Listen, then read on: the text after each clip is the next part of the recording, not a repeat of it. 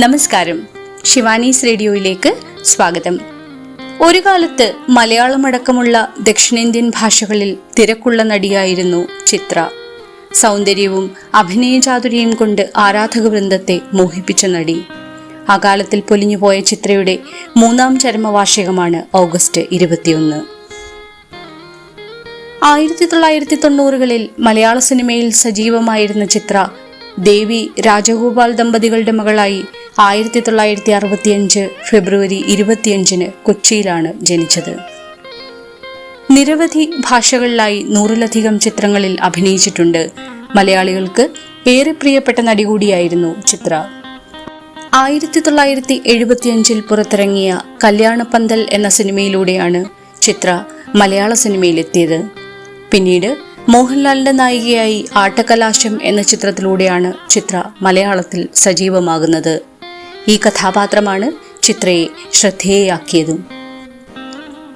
10ാം ഉദയം, ഒരു വടക്കൻ വീരഗാഥ, കളിക്കളം, ഈ തണുത്ത വെളുപ്പാൻ കാലത്ത്, അമരം, പൊന്നുച്ചാമി, 6ാം തമ്പുരാൻ, പഞ്ചാഗ്നി, ദേവാസുരം, ഏകലവ്യൻ, പാഥേയം തുടങ്ങി ഒട്ടേറെ സിനിമകളിൽ ശ്രദ്ധേയമായ കഥാപാത്രങ്ങളെ അവതരിപ്പിച്ച ചിത്ര തമിഴിലും തിരക്കുള്ള അഭിനേത്രിയായിരുന്നു.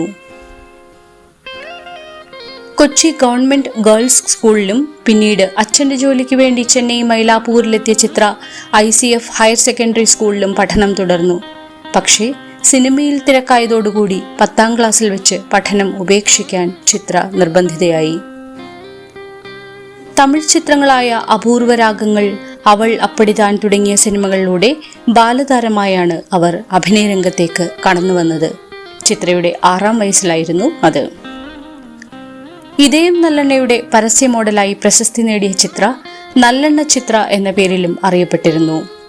വിവാഹത്തെ തുടർന്ന് ദീർഘകാലം അഭിനയരംഗത്ത് നിന്ന് വിട്ടുനിന്ന ചിത്ര 18 വർഷത്തെ ഇടവേളയ്ക്ക് ശേഷം 2020 തമിഴ് സിനിമ ബെൽബോട്ടത്തിലൂടെ വെള്ളിത്തിരയിൽ മടങ്ങിയെത്തി. 2001 റിലീസ് ചെയ്ത സൂത്രധാരനായിരുന്നു ചിത്രയുടെ അവസാന മലയാള ചിത്രം. പിന്നീട് തമിഴ് സീരിയലുകളിൽ മാത്രമായിരുന്നു അവർ അഭിനയിച്ചത്. നീണ്ട ഇടവേളയ്ക്ക് ശേഷം വെള്ളിത്തിരയിൽ സജീവമാകാൻ ഒരുങ്ങുമ്പോഴാണ് മരണം സംഭവിക്കുന്നത്.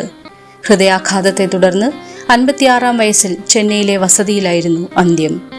ഭർത്താവ് പരേതനായ വിജയരാഘവൻ. ഈ ദമ്പതികൾക്ക് ഒരു മകളാണ് ഉള്ളത്, ശ്രുതി എന്ന മഹാലക്ഷ്മി. MBBS വിദ്യാർത്ഥിനിയാണ് മഹാലക്ഷ്മി. ചിത്രയ്ക്ക് പ്രണാമം.